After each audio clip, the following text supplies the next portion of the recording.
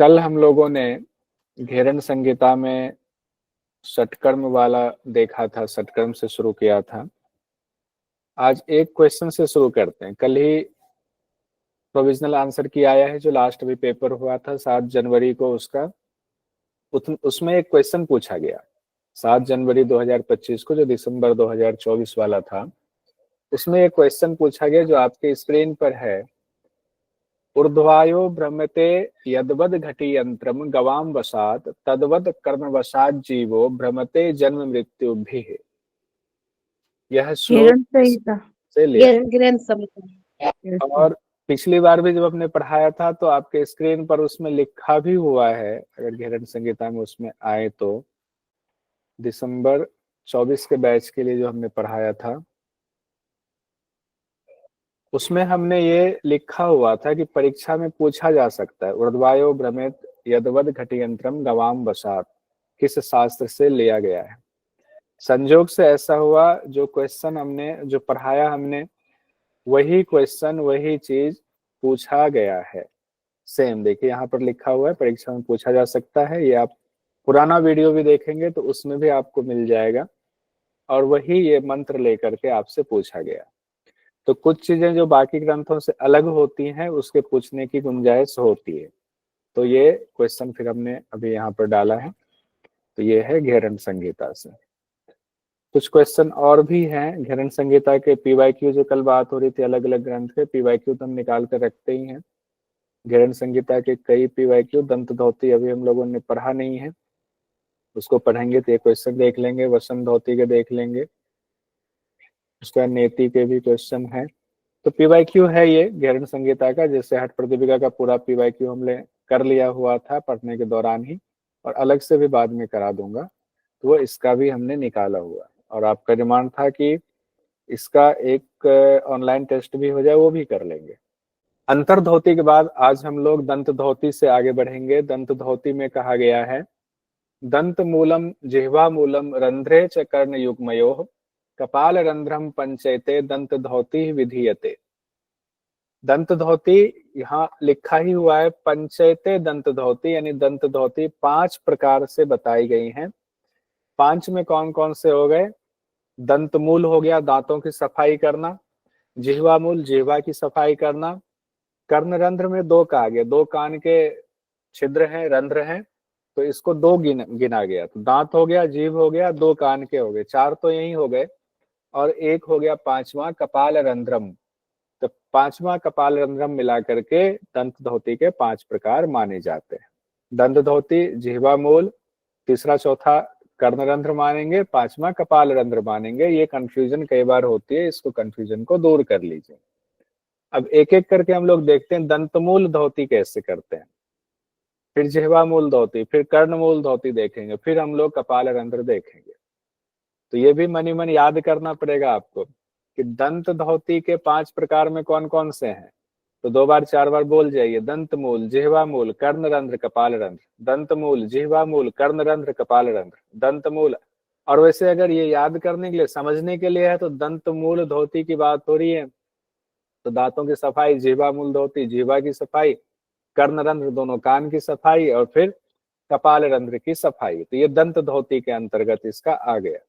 ये सब इसलिए दिया गया कि सुबह सुबह जब आप उठते हैं तो फ्रेश होने के लिए तो ये सारी चीजें आप साफ सफाई करते हो, इसलिए उसको दंत मूल धोती में कहा गया। कहा गया है खादिरेन रसेनाथ शुद्ध मृत्तिकया यथा मार्जयेद दंत मूलम च यावत किल्विषम आहरेत। दंत मूलम पराधोतिर योगिना योग साधने नित्यम कुर्यात प्रभाते च दंत रक्षाम च योगवित दंत मूलम धावनादिकार्येषु योगिनाम मतम। इसका एक एक पॉइंट हम लोग देख लेते हैं। कहा गया खादिर के रस से, शुद्ध मिट्टी से दांतों की जड़ों को तब तक साफ करेंगे जब तक मल साफ ना हो जाए। किससे? खादिर के रस से, शुद्ध मिट्टी से दांतों की जड़ों को साफ करना है। खादिर होता है खैर, खैर का रस होता है, जिससे पहले कत्था बनता था, अभी भी कत्था बनता होगा। तो खादिर के रस से या शुद्ध मिट्टी से दांतों की सफाई कब तक करेंगे? जब तक कि दांत की जड़ पूरी तरह साफ ना हो जाए। योग साधक इसे प्रमुख कर्म मानते हैं। योग साधक ही क्यों, सभी लोग प्रमुख कर्म इसको मानते हैं। सुबह उठ करके जब तक आप ब्रश ना कर लो, पहले खादिर के रस शुद्ध मिट्टी से होता था, अब आ गया प्लास्टिक का ब्रश, उसमें टूथपेस्ट अलग अलग डिजाइन के, अलग अलग कलर के, अलग अलग टेस्ट वाले आ गए। तो वो दंतमूल की ही सफाई है। दांतों की रक्षा के लिए कहा गया रोज सुबह दंतमूल अभ्यास आपको करना है, तो दांतों की सफाई करनी। परीक्षा में आता है कि दंत धौती में किन किन चीजों का इस्तेमाल होता है, किया जाता है। तो खादिर का रस है, दूसरा है शुद्ध मिट्टी, शुद्ध मिट्टी का भी इस्तेमाल किया जाता है। उसके बाद आते हैं जिह्वा मूल धोती में। जिह्वा मूल धोती में कहा गया है अथातः संप्रवक्ष्यामि जिह्वा शोधना कारणम जरा मरण रोगादीना शये दीर्घ लंबिका। तो जरा मरणम रोगादीन नासियत दीर्घ लंबिका, तो रोज जो है जिह्वा मूल की जो है उसकी भी सफाई करनी। जिह्वा की सफाई हम लोग करते ही है। जिह्वा शोधन बताया गया है। कहते हैं जिह्वा शोधन से क्या होता है, जरा मरण मतलब, जरा मतलब बुढ़ापा, मरण मतलब मृत्यु, इस तरह के रोग का नाश होता है और आपकी जिह्वा लंबी होती है। दीर्घ लंबिका, लंबिका मतलब जिह्वा, जिह्वा लंबी होती है। तो फायदा इसमें पहले ही बता दिया गया। जिह्वा शोधन का कारण बताता हूँ, यानी कारण पहले बता दिया गया है कि जरा मृत्यु का नाश होगा, रोग नहीं होंगे, जिह्वा लंबी होगी। उसके बाद बताते हैं करना कैसे है। कहते हैं तर्जनी मध्यमा अनामा अंगुली त्रय योगतः वेसियेद गल मध्य तुमार्जियेत लंबिका मूलम शनय शनय मार्जित्वा कफ दोषम निवारियेत। कहते हैं तर्जनी, अनामिका और मध्यमा। तो तर्जनी, अनामिका और मध्यमा उंगली, ये तीनों उंगली ले लिया। तीनों उंगली लेकर के कहा गया उंगली त्रय योगा, तीनों को जोड़ लीजिए, उंगली को जोड़ लिया। वेसियत कहा गया, वेसियत गल मध्य, गला के मध्य तक इसको ले जाएंगे और जिह्वा के ऊपर जो है इसका मार्जन करेंगे, मतलब मालिश करेंगे। और शनय शनय मार्जित्वा, शनय शनय धीरे धीरे जब जिह्वा का मालिश करेंगे तो क्या होगा, कफ दोष का निवारण होगा। ऊपर जो फायदा बताया उसमें कफ दोष और जोड़ दीजिए। उसके बाद कहा गया है मार्जयेन नवनीतेन दोह्येच पुनः पुनः तद्रंग लोह यंत्रेण कर्षयित्वा शनैः शनैः नित्यं कुर्यात् प्रयत्नेन रवय उदयके अस्तके एवं कृते च नित्यं सा लंबिका दीर्घताम व्रजेत। कहा गया इससे तो आप करेंगे ही, तीन उंगली की चर्चा हुई है। उसके अलावे आपको क्या करना है, मार्जियत नवनीतेन, नवनीत होता है मक्खन को कहते हैं, जिह्वा पर मक्खन लगाइए। दोहिएच पुनः पुनः, और बार बार जिह्वा का दोहन कीजिए। उसके बाद कहा गया तद तद्रगन लोह यंत्रेण, फिर लोह यंत्र से यानी चिमटा से जिह्वा को पकड़ करके कर्षयित्वा शनैः शनैः धीरे धीरे जिह्वा को खींचना है लौह यंत्र से।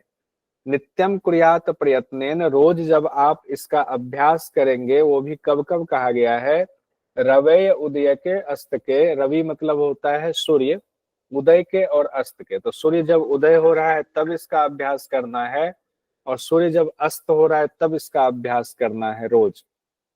एवं कृते च नित्यम, अगर ये अभ्यास आप रोज करते हैं सुबह शाम, तो लंबिका दीर्घताम व्रजेत, आपकी जो लंबिका मतलब जिह्वा है वो लंबी हो जाएगी। अभ्यास यहाँ बता रहे हैं किसके लिए, उधर खींचनी मुद्रा की तैयारी के लिए। यही दंत मूल धोती में ही आपको, दंत धोती के दौरान ही आपको बता दिया गया। दंत धोती के दौरान यह है जिह्वा मूल धोती। जिह्वा मूल धोती क्यों करना है, जिह्वा की लंबाई बढ़ने के लिए। उसके बाद आते हैं कर्ण रंध्र धोती पर। दो हो गया हमारा, कर्ण रंध्र धोती में दो आते हैं, दो गिना जाता है। कहा गया तर्जन्य अनामिका योगात मार्जयेत कर्णरंध्रयोः नित्यम अभ्यास योगेन नादानंतरम प्रकाशयेत। कहा गया तर्जनी और अनामिका। अब तर्जनी अनामिका ये दो उंगली होती है, ये दोनों, बीच का एक हटा दीजिए, अभी 5 उंगली है। तर्जनी आपका हो गया ये, अनामिका हो गया ये, तो ये दोनों को मिलाना है। अब इसको भी हटा दे अगर, तो ये हो गया, यही 2 उंगली हमने मिला लिया। अब तर्जनी अनामिका को जब हमने मिला लिया तो उसके बाद कहते हैं कि इसके द्वारा आपको कर्ण रंध्र का, कान के रंध्र छिद्र का सफाई, इसकी सफाई करनी है इस दोनों उंगली से। योगात मार्जियत, योगात मतलब दोनों को जोड़ लिया, फिर कान के रंध्र की सफाई करनी है। और रोज जब इसका अभ्यास करेंगे तो अंदर का जो नाद है वो सुनाई देने लगेगा, उसमें वो प्रकाशित होगा, यानी कि अंदर का नाद सुनाई देने लगेगा।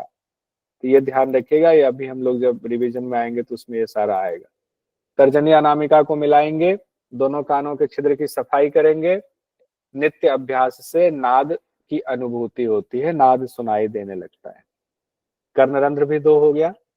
कपाल रंध्र धोती में बढ़ते हैं। कपाल रंध्र धोती में कहा गया है वृद्धा अंगुष्ठेन दक्षेण मर्येद भाल रंध्रकम एवं अभ्यास योगेन कफ दोषम निवार्येत नारी निर्मलता याति दिव्य दृष्टि प्रजायते निद्रांते भोजनांते च दिवांते च दिने दिने।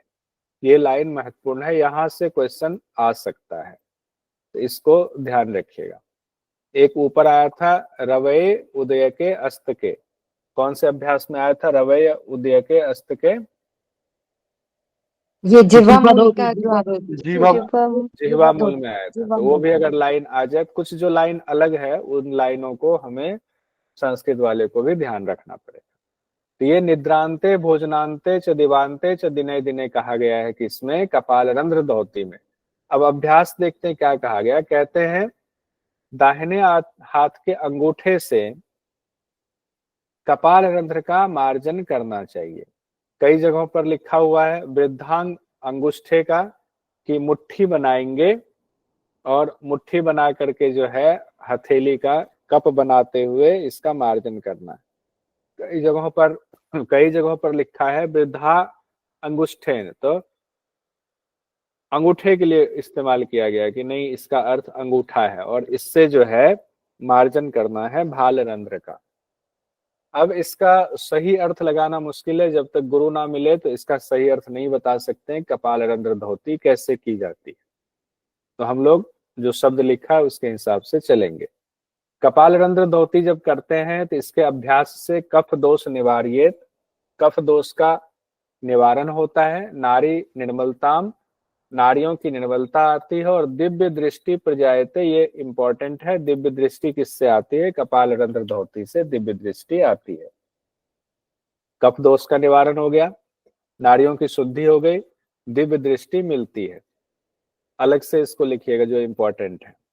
उसके बाद कहा गया कब कब करना है? निद्रा की समाप्ति पर, निद्रांते कहा गया है। उसके बाद कहा गया है भोजनांत। निद्रांते का मतलब क्या हुआ? यानी कि सुबह उठते, निद्रा के अंत में, निद्रा रात में सोते, निद्रा खत्म हुई तो उठे तो सुबह में करना है। भोजनांते मतलब हुआ भोजन के अंत में, यानी भोजन के ठीक बाद करना है। दिवांते मतलब दिन के अंत में, तो दिन के अंत में मतलब सोने से पहले, संध्या टाइम में अभ्यास करना। 3 बार अभ्यास बताया गया है कपाल रंध्र धोती का। सवाल है कि पूछा जा सकता है निद्रांते भोजनांते च दिवांते च दिने दिने किस हठ ग्रंथ से संबंधित है? हठ प्रदीपिका, हठ रत्नावली, घेरण संहिता? कोई नहीं, तो घेरण संहिता से है। या इसी को दूसरे तरीके से पूछा जा सकता है किस अभ्यास के बारे में बताया जा रहा है? कौन सा? निद्रांते भोजनांते दिवांते च दिने दिने, तो ये कपाल रंध्र धोती के बारे में बताया जा रहा। या फिर इसी को तीसरे तरीके से ऐसे पूछा जा सकता है कि कपाल रंध्र धोती कितनी बार करने के लिए घेरण संहिता में बताया गया है? तो 3 बार बताया गया है, निद्रांते भोजनांते और दिवांते। या फिर ऐसे भी चौथे तरीके से भी पूछा जा सकता है कपाल रंध्र धोती निम्न में से किस किस समय करने का विधान है? एक ही चीज को देखिए कितनी तरीके से पूछा जा सकता है। कपाल रंध्र धोती किस किस समय करने का विधान है? मान लीजिए आपके सामने 5 ऑप्शन दिया, फिर कूट दिया जाए, निद्रांते, भोजनांते, दिवांते, अर्धरात्रि, मध्याह्न, तो पहला, दूसरा, तीसरा हो जाएगा। 1 2 3 1 2 3।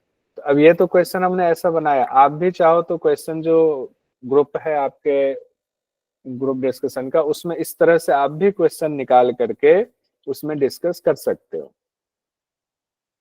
अब आते हैं हम लोग हृद धोती। हृद धोती किसका भेद है? धोती का भेद है। धोती के 4 भेद में कौन सा है? अंतर्धोती, दंत धोती, तीसरे नंबर पर आता है हृद धोती। हृद धोती में क्या कहा गया है? हृद धोती 3 प्रकार का होता है, दंड, वमन और वसन धोती। वसन या वाससा कहते हैं, वास धोती भी कहते हैं। दंड धोती, वमन धोती और वाससा यानी वसन धोती। कहते हैं हृद धोती त्रिविधाम कुर्याद दंड वमन वाससा। तो हृदय धोती के 3 प्रकार हो गए, दंड धोती भी हम लोग अभ्यास करते हैं, वमन धोती भी करते हैं और वह वसन धोती भी करते हैं हम लोग। दंड धोती में क्या कहा गया है? रंभा दंडम हरि दंडम वेत्र दंडम तथैव च ऋण मध्य चालयित्वा तु पुनः प्रत्याहरेत शनैः कफम पित्वम तथा क्लेदम रेचयेद ऊर्ध्व वर्तमना। दंड धोती पहला है। हृद धोती में उसमें कहा गया है, एक लाइन और है, दंड धोती विधानेन हृद रोगम नासियेद ध्रुवम। बड़ा इंपॉर्टेंट है। रंभा दंड कहा गया, केले के दंड को रंभा कहा जाता है, रंभा दंडम केले के दंड को। हरि दंड हो गया हल्दी के दंड को, हल्दी का पौधा होता है, कोमल होता है, उसका भी दंड। उसके बाद कहा गया वेत्र दंडम। वेत्र मतलब एक बेंत होता है जिससे बुजुर्ग लोग चलते हैं ऐसे करके, अब तो अलग अलग चीज का आने लगा है। पहले बेंत एक अलग ही होता है, इतना मोटा सा होता है उसका पौधा और लंबा लंबा उसका पतला पतला पौधा होता है। जब वो तो कच्चा बैम्बू होता है, बैम्बू नहीं तो होता है। बैम्बू हर बार जब ये सवाल आता है तो कुछ न कुछ लोग ये कहते हैं बैम्बू। बैम्बू और वेत्रदंड अलग है। बैम्बू मोटा होता है, हार्ड होता है। वेत्रदंड पतला केन होता है, होता है, केन। केन जैसा होता है और लंबा होता है।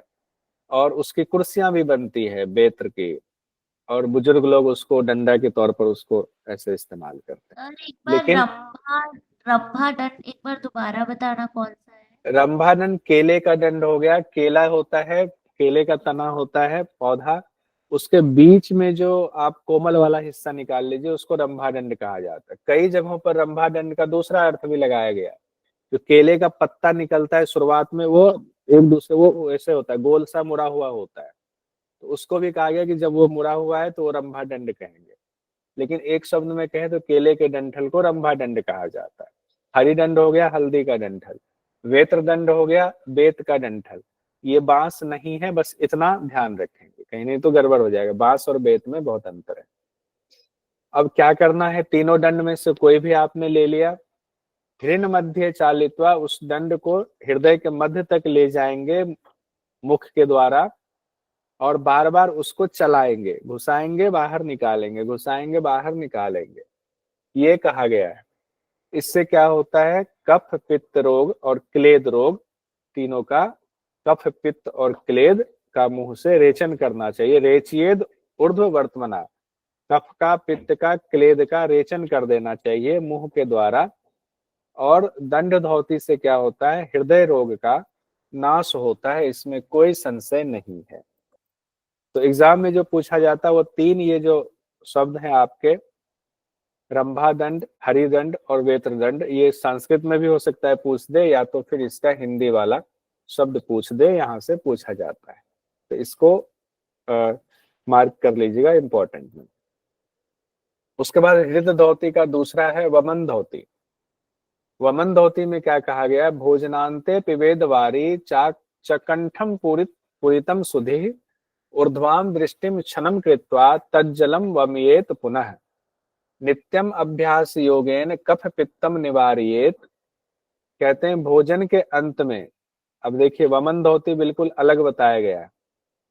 हम लोग जो वमन धोती करते हैं वो अलग तरीके से करते हैं। यहाँ जो वमन धोती बताया गया है, अभी हम लोग जो करते हैं वो सुबह सुबह खाली पेट करते हैं।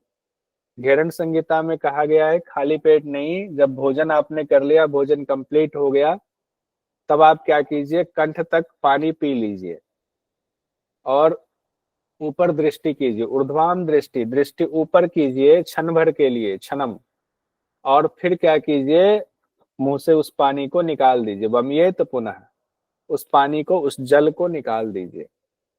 कहा गया नित्यम अभ्यास योगेन, जब रोज इसका अभ्यास करेंगे तो कफ और पित्त का निवारण होगा। कफ का भी कहा गया है और पित्त का भी कहा गया है। किससे, वमन धोती से कफ और पित्त का निवारण होता है। लेकिन अभ्यास अलग बताया हुआ। ये अभ्यास जनरली बुजुर्गों को गांव में आप करते हुए देख सकते हैं। भोजन के बाद वो पानी ऐसे लेते हैं, गले के पास तक गरारे करते हैं, ऊपर उठाते हैं और फिर बाहर निकाल देते हैं, गले के पास का कफ निकल जाता है। उसके बाद वसन धोती, वसन मतलब होता है वस्त्र, तो वस्त्र धोती की चर्चा आई है अब घेरण संहिता में। कहते हैं चतुर अंगुल विस्तारम सूक्ष्म वस्त्रम शनैर्ग्रसित पुनः प्रत्याहरेत एतत् प्रोच्यते धौती कर्मकम। गुल्म ज्वर प्लीह कुष्ठ कफ पित्तम विनश्यति आरोग्यम बल पुष्टिश्च भवेत् तस्य दिने दिने। अब यहाँ वसन धोती में जो वस्त्र की लंबाई बताई गई है, चौड़ाई बताई गई है, उसको यहाँ गौर कीजिए, क्योंकि यहाँ पर लंबाई नहीं बताई गई है घेरण संहिता में। हठ प्रदीपिका में लंबाई बताई गई थी 15 हाथ लंबा, लेकिन घेरण संहिता में लंबाई नहीं बताई गई, सिर्फ चौड़ाई बताई गई है। चतुर अंगुल विस्तारम, 4 अंगुल विस्तार वाला चौड़ाई, सूक्ष्म वस्त्र हो और उसको शनैर्ग्रसित, धीरे धीरे उसको निगलना है। निगलने के बाद कहा गया पुनः प्रत्याहरेत एतत् प्रोच्यते, फिर उसको पुनः धीरे धीरे उसको बाहर निकाल देंगे। प्रत्याहरित मतलब बाहर निकाल देंगे। फल क्या बताया गया है? गुल्म रोग, ज्वर, प्लीहा, कुष्ठ, पित्त और कफ, इसका नाश होगा। कौन सा? गुल्म का भी, ज्वर का भी, प्लीहा रोग का, गुल्म हो गया पेट में गोला बनना, ज्वर हो गया जो ताप बुखार होता है उसको ज्वर कहते हैं, प्लीहा हो गया स्प्लीन में सूजन आ जाती है, कुष्ठ रोग हुआ चर्म रोग एक तरह का होता है उसको कुष्ठ कहते हैं, कफ और पित्त जो शरीर में बढ़ा हुआ है उसका भी नाश करता है। इतना ही नहीं, आरोग्यम बल पुष्टिश्च, आपको शरीर में आरोग्यता लाता है, बल, आपका शरीर की ताकत बढ़ती है और शरीर में पुष्टि होती है। ये दिने दिने मतलब रोज रोज अभ्यास करने से ये फायदा होता है। इसमें जो सबसे इंपॉर्टेंट शब्द है वो कुष्ठ है। कुष्ठ के लिए कई जगहों पर कहा गया कि ये किसी शास्त्र का नाम दिए बिना भी पूछ दिया जाता है कि कुष्ठ रोग किस सटकर्म के अभ्यास से कहा गया ठीक होता है। तो कुष्ठ रोग वस्त्र धोती से, या सिर्फ धोती रहे तो वो भी चलेगा, वस्त्र धोती अगर रहे तो वस्त्र धोती से कुष्ठ रोग का नाश होता है। अब धोती में हमारा जो अंतिम वाला है हम लोगों ने पढ़ लिया, अंतर धोती, दंत धोती, हृद धोती और मूल शोधनम। मूल शोधन यानी धोती का चौथा प्रकार है। इसके बारे में क्या कहा गया है? अपान क्रूरता तावत यावत मूलम न शोधयेत तस्मात् सर्व प्रयत्नेन मूल शोधनम आचरेत। यानी कहते हैं मूल शोधन नहीं जब तक होगा तब तक अपान वायु की क्रूरता बनी रहेगी। अपान वायु की क्रूरता मतलब कॉन्स्टिपेशन से संबंधित जो रोग होते हैं वो आपको परेशान करता रहेगा, उससे संबंधित रोग आपको रहेंगे। इसीलिए कहा गया मूल शोधन का अभ्यास करना चाहिए। क्यों करना चाहिए? कॉन्स्टिपेशन वगैरह को दूर करने के लिए, अपान वायु से संबंधित नाभि के नीचे के रोगों के लिए कहा गया है। अपान क्रूरता, गैस का गोला भी बन जाता है कई बार। अब करना कैसे है? कहते हैं पीत मूलस्य दंडेन मध्यमा अंगुली अपीवा यत्नेन छालियेद गुह्यम वारिना च पुनः पुनः। पीत मूलस, ऊपर हरिदंडम शब्द आया था, यहाँ पीत मूलस से शब्द आया हुआ है, दोनों का अर्थ एक ही होता है। हरिदंडम मतलब हल्दी का दंड, पीत मूलस से मतलब यहाँ भी हल्दी का दंड है। अब मूल शब्द है तो जड़ लिया जाता है, वैसे उसमें जड़ ही होता है, हल्दी का कोई पौधा तो होता नहीं, छोटा सा झाड़ी होती है। तो हल्दी का जो है वो जड़ वाले हिस्से की तरफ से लेंगे, या फिर कहा गया मध्यमा उंगली का इस्तेमाल करेंगे, या तो हल्दी का दंड जड़ वाला हिस्सा या मध्यमा उंगली जो इसको कहते हैं बीच वाली बड़ी उंगली, उसको लेकर के क्या करेंगे, गुदा द्वार में पानी डाल करके उंगली से या हल्दी के दंड से उसको बार बार सफाई करेंगे, यानी गुदा द्वार की सफाई करेंगे। इसी अभ्यास को बिहार स्कूल ऑफ योग में गणेश क्रिया भी कहा जाता है कि बीच वाली उंगली में तेल लगा करके गुदा द्वार में अंदर डाल करके इसको घुमाना है, तो उससे गुदा द्वार की मांसपेशियां मजबूत होती हैं और सफाई भी होती है, अपान वायु की क्रूरता भी कम होती है। तो यहाँ दो शब्द आपके एग्जाम की दृष्टि से इंपॉर्टेंट है। अगर आय मूल शोधन में किन किन चीजों का इस्तेमाल किया जाता है, या तो हल्दी के डंड या जरका या मध्यमा उंगली का इस्तेमाल किया जाता है गुदा मार्ग की सफाई के लिए। उसके बाद कहते हैं घेरन ऋषि चंड कपाली से, वार्येत कोष्ठकाठिन्य आम आजीर्ण कारणम कांति पुष्टयोश्च दीपनम वहनी मंडलम। इसके अभ्यास से कोष्ठकाठिन्य यानी कि कब्जता दूर होती, कोष्ठकाठिन्य कहा गया कब्ज वगैरह है तो वो दूर होगा। अमाजीर्ण कहा गया आंव के साथ अपच की स्थिति हो जाती, उसको अमाजीर्ण कहा जाता है, ये रोग दूर होता है।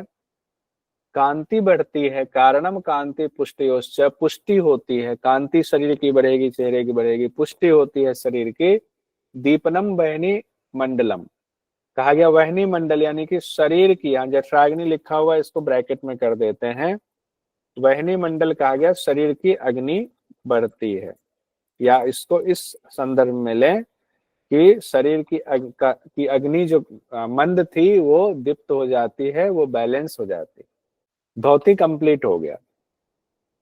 अब धोती में जो आप कहेंगे जो इम्पोर्टेंट चीजें हैं वो लास्ट में, जैसे सटकर्म होगा उसके लास्ट में हमने रखा हुआ है, वो एक बार और इसमें रिवीजन। अब हम लोग आते हैं, धोती कंप्लीट हो गया, धोती के बाद आते हैं बस्ती क्रिया पर।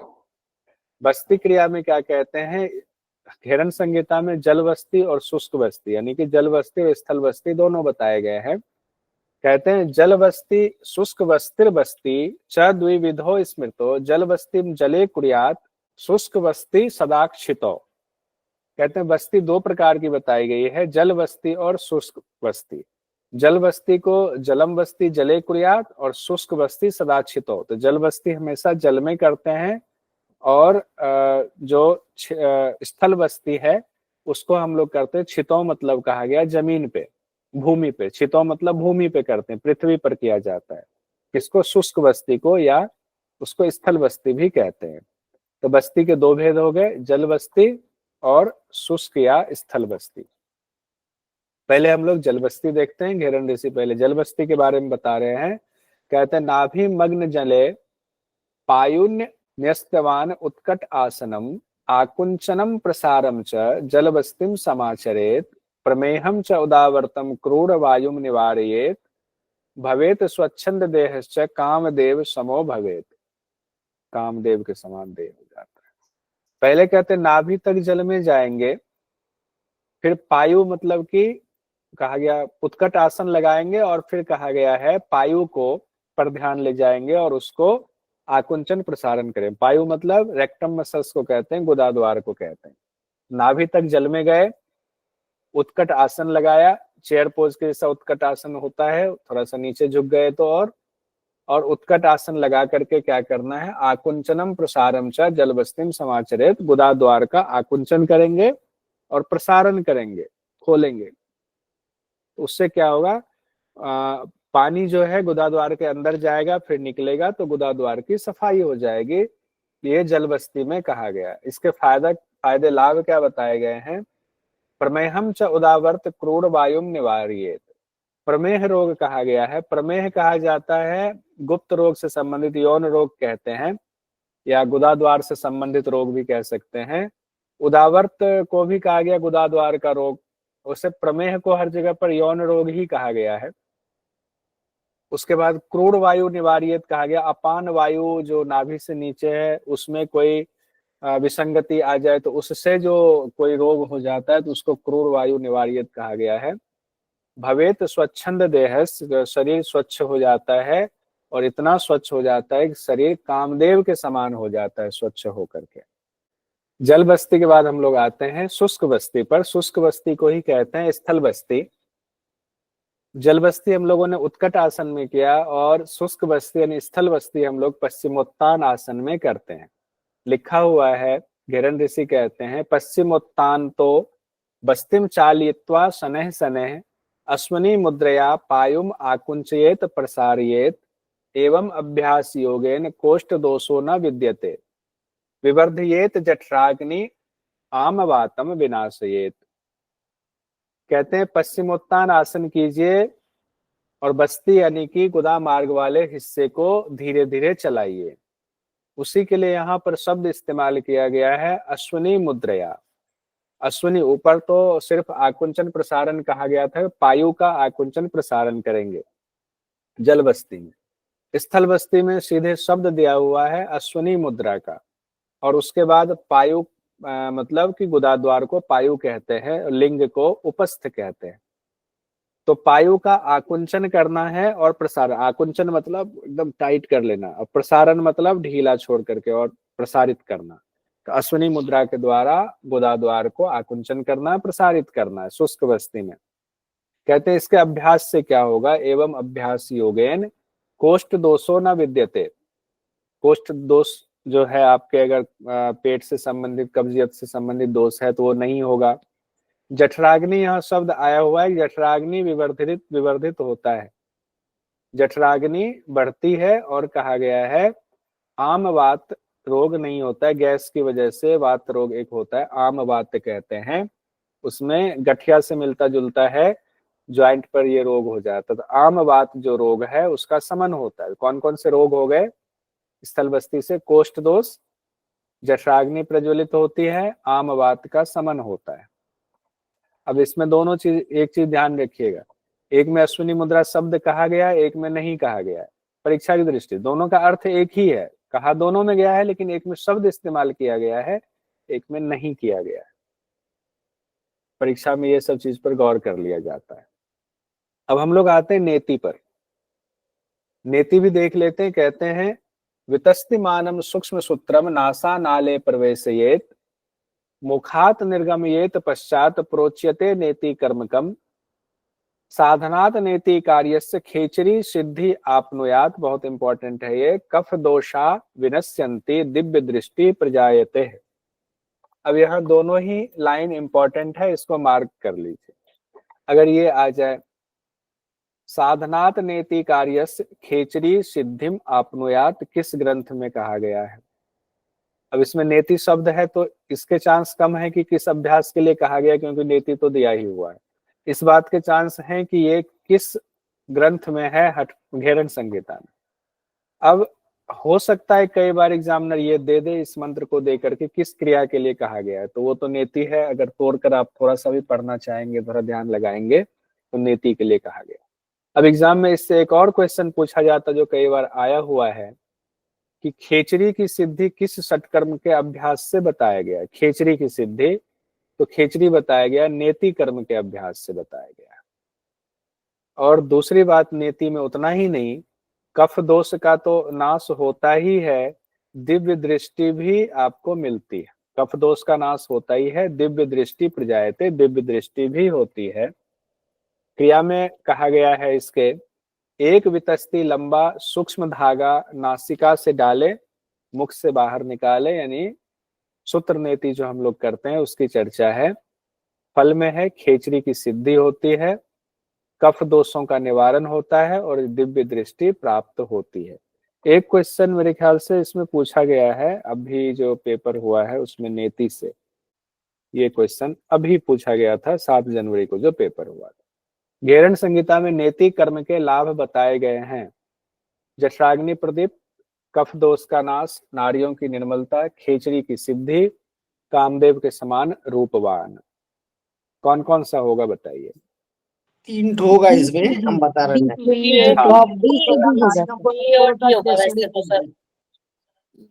बी सी डी होगा।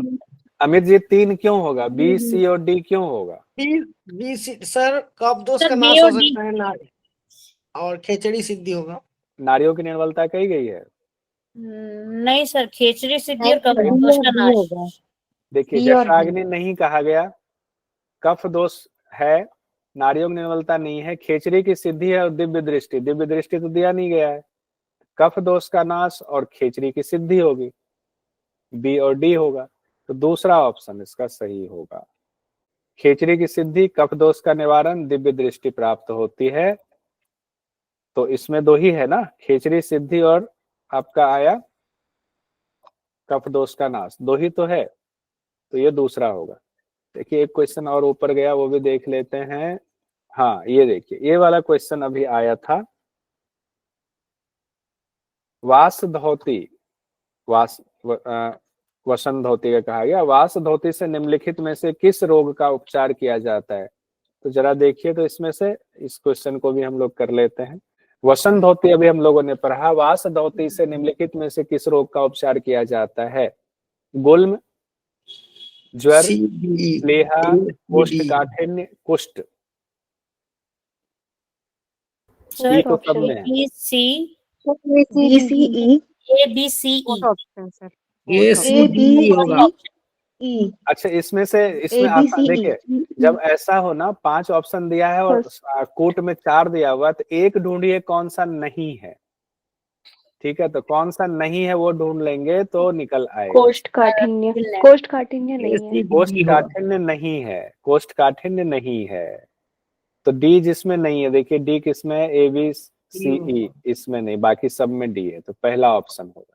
वसन धोती के फल में देखिए क्या कहा गया है? गुल्म, ज्वर, प्लेह।